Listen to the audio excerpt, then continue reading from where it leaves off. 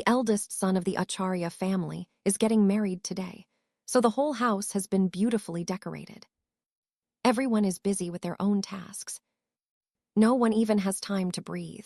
But the one whose wedding it is, he doesn't care at all. He's in his room, busy spending time by himself, as if none of this matters to him. Yes, Bradabir hasn't stepped out of his room since morning. It's already 11:30. Kamali Devi has called him twice, but he's still sitting with his face buried in his laptop. Meanwhile, Sarovi has a cooking job today, and she's a bit upset about it, because she won't be able to keep her promise to her mistress. But she hasn't yet been told where exactly she has to go for the cooking. Actually, her work partner was the one who told her about this job, and he didn't know much either. He said the owner would call her soon and tell her everything. So, she's been sitting with her phone in hand waiting. Lost in her thoughts, suddenly her phone rang loudly. Sarovi quickly picked it up, and the manager's voice came from the other side. Sarovi, get ready and reach Acharya Palace between 2 and 2:30 p.m., understood? Today you'll be joined by 3 more cooks. And yes, there'll be more than 10 helpers. You can imagine how big these people are and how many high-profile guests will be there. So make sure there are no mistakes. The fact that they've given us such a big responsibility is already a huge thing for us. So give your best. I trust you. And sorry for telling you so late. You know how hectic things are. All right then, see you there. Don't be late. Sarovi, all right, sir, don't worry at all. I'll give my very best. After hanging up the call, Sarovi smiled widely and said, well, that's great then. I can keep my mistress's promise and do my job too. That worked out perfectly.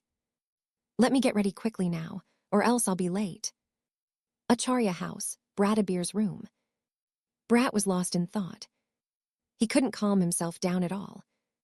Brat, am I doing the right thing by marrying Tina like this? I don't feel any kind of physical attraction toward her. Every time I have to force myself when she insists. Otherwise, I neither love her nor feel anything. In fact, when she comes near me, I feel uncomfortable, and when I touch her body, it's like an electric shock runs through me. So am I making a mistake? Does that mean Tina is not my true beloved? But didn't Nakshatra Rajmata say that in this lifetime, my beloved would be Anusuya, and she herself would come to me, and that I would eventually recognize her? Even Tina had come to me on her own. That's why I thought she was my destined beloved. But Rajmata also told me something else, that I wouldn't be able to go near any woman except my true beloved. Yes, that's it. How did I forget this all this time? That means this is exactly why I feel like this whenever I go near Tina. Oh God, what do I do now? My wedding is today. What have I done? Last time I wronged my beloved, and this time I'm about to commit an even greater sin. What will I tell Anusuya if I meet her in this lifetime? How will I explain that I was about to make the same mistake again? She will never forgive me, and I don't even deserve her forgiveness. Thinking this, Brat grabbed his hair with both hands and pulled at it. At that very moment, Kamali Devi came once again to call him. Kamali Devi, what's this, my son? Have you decided not to follow any of the rituals? You didn't eat anything even during the morning Dadhai Mangal. And now you're not even ready for the ceremonial bath. And your Tina, she's another story altogether. She says she won't do any of these middle-class rituals. I don't know, son. Do whatever you want. I'm done interfering. I didn't even get the daughter-in-law of my choice, and now these rituals too. I'm leaving. Just show up when it's time to sit at the wedding altar. Muttering under her breath, she walked out of the room. Hearing his mother's words, Brat's pain grew even heavier. Brat, what am I supposed to do now? I just can't go through with this marriage. Otherwise, I'll lose Anusuya in this lifetime too. What should I do? And now I've hurt my mother as well. In my life as Nakshatra Raj, I never had the love of my parents. In this life, when I finally got them, I was so happy. But because of Tina, I've made my mother sad. I really don't deserve anything. He once again pulled at his hair in despair. By 2 o'clock, Sarovi had reached Acharya house. As soon as she entered, she came face to face with the mistress of the house. Kamali, oh Sarovi, it's you. Sarovi, yes, mistress, it's me. Actually, I've got a cooking job here today. So I thought it's great, 2 things at once. I'll get my work done, and I'll also get to see your son's wedding.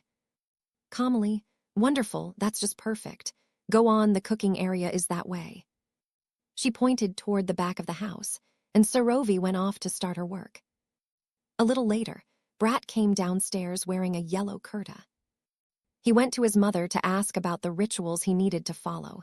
He couldn't hurt her feelings, so even though he didn't want to, he took part.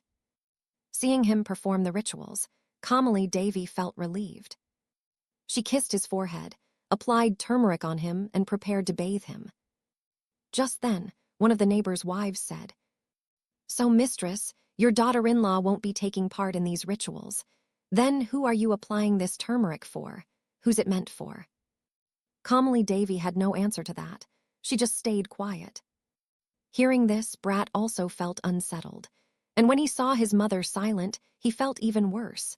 So, saying he was going back to his room, he walked away. Just then, Sarovi came and said to Kamali, "Mistress, I need to use the bathroom. Could you please tell me where it is?"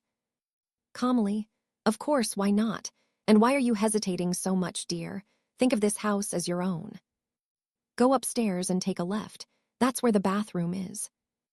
Sarovi, "All right, mistress." Saying that, she hurried off. Brat, lost in thought, was walking slowly down the corridor. Suddenly, from behind, he got a strong push. Unable to balance, he turned a little and instinctively caught the person who bumped into him around the waist. Both of them fell to the side together. Sarovi hadn't expected to bump into anyone like this. And on top of that, someone's cool, damp hand was gripping her waist, sending shivers through her whole body. Brat opened his eyes to see a girl, eyes tightly shut, almost leaning into him as they fell. Her beauty seemed to radiate from her simple, glowing face.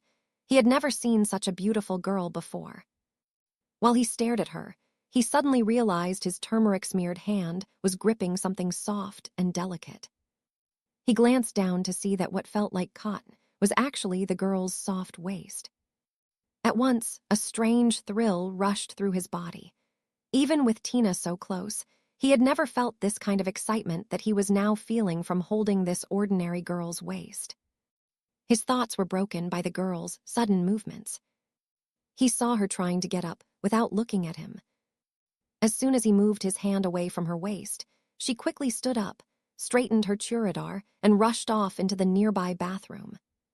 Staring after her, Brat stood frozen, wide-eyed, before slowly getting up himself. Suddenly, something struck his memory. "Brat, wait, this is the same girl who bumped into me with the car that day, isn't it?" "Yes, I remember her clearly. No matter how much I drink, I don't get drunk that easily. But what is she doing here? Never mind, forget her. Thinking about her won't help me now. I need to think about how to call off this wedding, otherwise I'll end up committing a huge sin." As he walked back to his room, Sarovi's image with her eyes closed floated in his mind. "Brat, still, that girl is truly very beautiful." Smiling faintly, he went back to his room. To be continued.